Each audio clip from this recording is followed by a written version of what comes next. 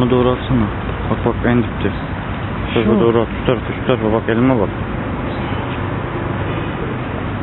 Oğlum bak şu. Ya şu bak en köşede. Şu da var. Bak şu. Geç onu ya, o değil.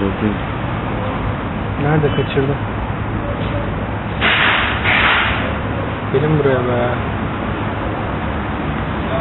Buraya gelin. Belgesel mi çekiyoruz lan onu? Hangisi? Bak şu. Oğlum bak Şu. en dipte Hah. bakalım. Ha, ya gördün mü? Aldın mı? Alamadım. Topal mopal değilim.